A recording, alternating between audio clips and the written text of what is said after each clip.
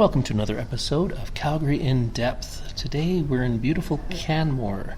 We're at the Uprising Coffee Shop. I'm here with Paul Dixon.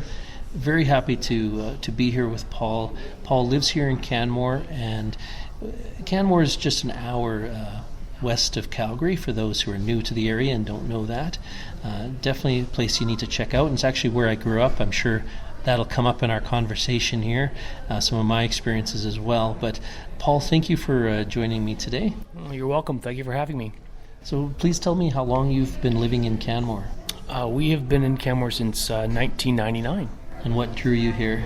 It was originally a job 2 years before where we lived in Banff to work at the Banff Springs Hotel. Oh, very nice. And where were you living before that? Toronto. So tell me your first impressions. Like, what was the change like going from Canada's largest city to a town of probably about 10, 12,000 at the time when you came here? What was it like, and what were your first impressions? Well, the first impression was the words that came out of my mouth. I remember saying something from the balcony that, look, honey, look at all the deer. They weren't deer, they were actually elk. I see. So you had to learn a bit about the local wildlife? Right. Yes. Toronto doesn't have any except for people. Right. And was it a tough transition? Like, were there things that you missed about the noise and congestion? You loved the Toronto traffic, I assume? No, not at all. I really enjoyed actually leaving and getting a new and better start type of life. Besides camping, we had never done that much time outside the city. So for me, it was quite eye-opening and different place to live your life. Was the intention to have a very different lifestyle? Absolutely not. It was a place where I found the job I was looking for, so we moved to take that job. And then along with it came a wonderful place to live and raise a family. What do you enjoy about being here in a town, in the mountains, close to Banff? How has your family spent their time? What are your favorite activities in the area? We've always been an incredibly physically active family, so in many ways this was the right place to be here for myself, since I used to do a lot of running, biking, and triathlons a long time ago. And my children were very, very active in skiing and definitely, of course, playing hockey. It's kind of religious in my family. Very nice. And how often do you get over to the city? As I mentioned, we're an hour west right now of Calgary, about 100 kilometers. How often do you get to Calgary? I actually go to Calgary quite a bit now. As age looms on and injuries start to inflame, I find myself using less and less of the outdoors and having a desire to have more and more, I wouldn't say living in the city, but definitely participating in certain groups and clubs and entertainment, which is more applicable to my age right now. So I do love the trip to Calgary very much. My understanding is there's a fair number of people here in Canmore who commute several times a week to Calgary. Maybe they have a condo there, so they spend 3-4 nights in Calgary for their job, and then spend 3 or 4 days with their family back in Canmore. Are you aware of that, or do you know personally anyone who does that kind of thing? I've known 2 or 3 different people regularly. The only thing that I know about them, I won't share personally their names, but they all own very, very fast vehicles, and I'm sure that they have to acquire an amount of speeding tickets and/or luck. But they can do the drive pretty quick, apparently. I know, especially for the long weekends coming up, the highway between Calgary and Canmore can get crazy. I've seen bumper to bumper 15, 20 minutes outside Calgary near Callaway Park or closer to Kananaskis. I've seen stop and go traffic on the highway, which is something that would be unheard of when I was a kid, growing up in Canmore in the 80s and early 90s. So there are times, certainly, where there's congestion between the two communities. I'm sure you've seen that. Yes, definitely. A funny joke amongst people that live in Banff and Canmore, particularly when it's a ski day and the snow is out, is we need to get to the hill before what we call Team Calgary actually gets on the road and stops everybody from getting to the ski hill in a more relaxed manner. Right. As you mentioned, you've usually been working in Banff, correct? Yes. Over the years, and as a massage therapist, correct? Yes. And obviously in Banff you get people from all over. Are you clients mostly locals, or people who are visiting who want to get your treatment?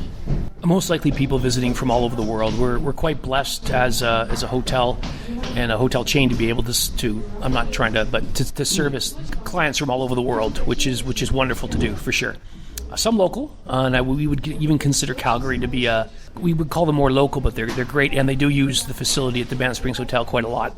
I believe it's quite common for people to commute from Canmore to Banff. Now, if someone's new to Alberta, they might not be aware that Banff is, of course, within Banff National Park, so their population is capped, and you can only live there if you actually work there, whereas Canmore is outside of the Banff National Park, and so there aren't as many restrictions on growth, although there's always concerns about impact on wildlife, but generally speaking, there isn't a firm cap on population, so Canmore has been growing while Banff has stayed the same size. Do a lot of your coworkers, colleagues also commute in from Canmore or other places? Yes, there's a number of people that definitely move or drive back and forth between Canmore and Banff. I even know a few that actually go from Cochrane to Banff. Really? Yes. That would be in the idea that it's, A, so expensive to buy in either place, and, they're going to a place which is it's a good job to get, particularly for massage therapists, but there's a lot of people that have made that transition back and forth. I see, and again, for those who are maybe new to the area, they may not realize that Canmore has some of the highest property prices in the entire country. It's very common if you're actually wanting a standalone house as opposed to a condo, you're going to spend at least $800,000, and there are multi-million-dollar homes here as well. So purchasing a home can be out of reach for most people, so that might be why it makes sense for some people to, if they want to own their own home and have a nice yard and some space, to live as far away as Cochrane. Yep, travel all the definitely. way to Banff. Yep. And we're only lucky to own a home because we managed to purchase it in the last century.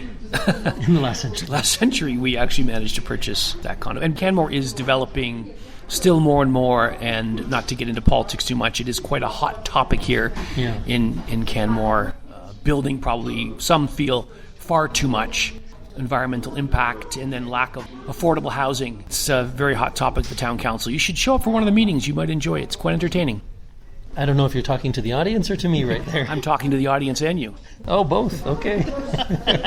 Yes, town council meetings. They're thrilling. And I'm sure they do have some good heated debates, and there are important issues being discussed. And like you say, affordable housing, always an issue here. And the rich are winning, so don't worry about it. Yeah, the rich are winning. So, my family moved here in the early 80s. When I was 6 years old, we came from Ontario. And back then, it was just a town of 4,000 or 5,000 people, if you can imagine. Wow. And I would describe it as a normal town that happened to be in a beautiful setting. And what I mean by that is, my classmates and friends, we didn't live in most of us didn't live in big fancy houses. I had friends that there was a trailer park that's mostly gone now, or I think entirely gone now. So there were people with a wide range of income levels and just ordinary working folks who happened to live in this beautiful town. It hadn't become yet this place full of investment properties owned by people either from Calgary with very high paying oil type jobs, or international investors as well. And from my perspective, I'm no expert, but from my perspective, it really started to change after the 1988 Winter Olympics, because Canmore hosted the Nordic events like cross-country skiing and biathlon for those Winter Olympics that were very successful. But it had a long-term effect because it drew the world's attention to this area, and so it drew investment money from private individuals and corporations to buy up land and property here.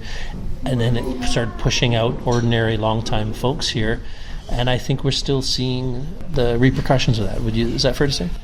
Yes, definitely. And I probably am part of that in some manner. It's a beautiful place to live. And it is relatively hypocritical to live here and say, that it's getting too big. So I don't like to take that stance. I am very fortunate to live in Canmore. One understanding that I know is that there's only a few places in Canada in which the ski hills are roughly about an hour drive or so apart from a main city, and one of the last ones was Whistler. And so currently right now, Canmore was kind of one of the last places that you could buy a big beautiful city and be able to live, and it was an hour drive from the airport to get to a place where you could stay and then get to the hill regularly, sometimes 40 minutes if you're going to Sunshine. So it was one of the last cities which is going to continue to develop that until you can find a ski hill that has a big city next to it. So it's a common thought that most people don't really know or think about. No, that's an excellent point. And tell me more about when you were raising your kids. What kinds of things here in Alberta or even nearby in BC, what kinds of things did you do? What were some of your favorite locations to go? Wow, we spent a lot of time at, believe it or not, Sylvan Lake. Quite a lot. It was a nice place to go. We also did explore a lot of British Columbia, all over British Columbia, really. I would say that Kamloops was a place that we enjoyed going to. Also, all the way throughout British Columbia, one way or the other, would be fun to go to from here. Saskatchewan and Saskatoon were places we went to a couple of times. Drumheller, just because of the historical dinosaur influence and evolution in that area. So there's been a lot of wonderful places to go to from here, and we have tended to go a little south of the border because some of the states across there are quite nice. Idaho. Yeah, it's a great place to be able to drive and experience many different elements of the country and the continent that we're on. It was usually camping and tenting. Funny, there is so much to explore, and I think sometimes we're guilty of not taking advantage of that. I forgot Jasper. God bless Jasper. I hope they get better, but we loved going to Jasper. Yeah, Jasper's beautiful. It's where people who live in Edmonton, and when they want to get out to the mountains, that's generally where they head. It's like their equivalent of Canmore and Banff, being the nearest mountain town, and dealt with some devastating wildfires, and they're still bouncing back from that. So that's what Paul's referencing.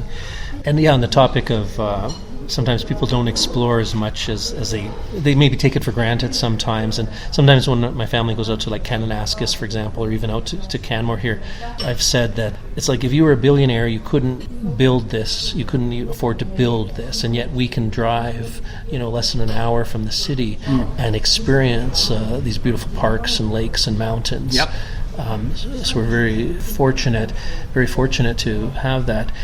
Something it reminds me of, many years ago I was working in a warehouse, and I had a coworker who had only been in Canada for a couple of years, and they're living in Calgary, working at this warehouse. And through a conversation, they told me that they had never been to the mountains. Like I asked them if they'd been to Canmore, and they said, "Oh, actually, I've never been to the mountains." And I said, "You've been here 2 years, and you've never driven an hour west of the mountains?" Now, to be fair, when you first move to a country, finances are an issue. Maybe they didn't even have a vehicle at first. So I'm not being judgmental of it. I was shocked at the time that in a couple of years they'd never had a chance on a day off or made it a priority to do it. You still meet people that have been in Calgary their whole lives. They'll come up to our hotel or also in Banff in general, and they actually have not visited Banff in a few years, which is really interesting. I always find it. But then, growing up in Toronto, besides having a cottage for a little while, we would not leave the city for quite some time. So it's fair to say that a lot of people don't really use the advantage of coming up to the mountains, Canmore and Banff, though it has been growing over the years. Certainly I'm no one to point fingers, because here I am in Canmore today with my family. They're over in the playground. But you are technically back home. And I'm technically back home, that's right. It always brings up a lot of nostalgic feelings for me being here in Canmore, because it was a wonderful place to grow up. It is. But I was going to say I'm no one to point fingers, because it's been a few months actually since I've been to Banff or Canmore. Life just gets busy, and you sometimes forget how close it is and how lucky you are to be able to get out here. And whenever I'm here, I think, why don't I come more often? Yes, of course. I think people should get more and more out of the city. But in a joking manner, we don't want too many of you to come, because then it gets too crowded and I don't get to have fun. So, no, you should bring your kids and your family to visit the area in general, or Kananaskis as well. Yes, Kananaskis is wonderful. So these days, what are your happy places? Happy places are being in an area that just is beautiful to look at every single day. If you want to go on a hike, go on a hike. If you want to go on a bike ride, go on a bike ride. You can go on a trail walk, which is quite nice to be in an area to engage in nature. I can't really envision myself living anywhere else currently right now in my life. I have been to large cities like Toronto, where I grew up visiting family, and I love Toronto, so please don't take this as an insult, but it's a nightmare. It's a traffic, yes, and they're trying to deal with it anyway, but the horns that go off are constant. So when you get into a city for that longer period of time, I don't know how people mentally are able to handle these large congested cities. Calgary's not, but it has its problems for sure. With not being able to get out and experience a bit of wildlife, it's probably best for your health anyway, or mental health in general. Do you do overseas travel sometimes? I have. I've gone to a few places overseas, and they're fun to go to and have a look around, but I'm not a museum, art gallery kind of person. So for me, it is definitely a place that would have to have some form of activity. And usually I would hope not to go to a city, I think. I know it sounds a bit strange, but Paris and London are huge, and they just never end. So that might seem strange, but I'm not much of an overseas traveler. The reason I asked is because I was wondering about what strikes you when you return from being in a place that's very different? Because my wife's family is from Slovakia, and my father was from there, and so since childhood, almost every year I've gone there for a period of time, often a month or even longer, and you see your home with fresh eyes when you come back. And when I come back to Calgary, I'm always struck by how wide the streets are. I'm struck by how big the sky is, how also the lack of humidity, because Central Europe in Slovakia tends to have a lot more humidity, especially in the summer. But yeah, the open space and how far apart the buildings are from each other, because Europe is very close together. Definitely. So I was wondering if sometimes when you go away, whether it gives you a new appreciation for certain things. It sounds like you appreciate it even though you're here most of the time. It sounds like you don't need to go away to appreciate it. Well, I don't feel as though I have to travel a lot. But when you're away for quite some period of time and you come back to the Canmore and Banff area, it kind of feels like you've re-entered your dream that you've been living for quite some time. If you've been in the city for quite a period of time, and I don't want to insult the city folks, we're glad that you're there working and doing the jobs you are. But it is, when I come back here, I'm sort of back in my imagination again. I'm back in a place where I can also call home. Well, that's wonderful. I think, Paul, you've given us wonderful perspective on what it's like to be, an hour west of Calgary here, and a place where a lot of Calgarians, like I say, either have a second property, if they're lucky enough to be able to afford that, or perhaps even have a home base here, and that Calgary is the temporary, or the place that they go to just for work, and they spend most of their time here if they're fortunate enough to do that. So thank you, Paul. I think you've given us a great perspective on an area that's kind of, I guess it's called an exurb, where you're within driving distance of a major center, so you're more than a suburb, but you're not really entirely separate from the city either. Definitely not. And like I said before, living here and being able to drive an hour or so to a large city like Calgary has its definite blessings. Well, it's been a blessing speaking with you today, Paul. Thank you for having me. And we want to thank Uprising Coffee and Bakery. Yeah, it's absolutely delicious. Beautiful. Yep. We're upstairs here with one other group who happen to be here, but it's a beautiful setting. Out the window here, we can see Mount Rundle. That's the one that extends all the way from Banff to Canmore, roughly about 13 miles in length, or I guess close to 20 kilometers.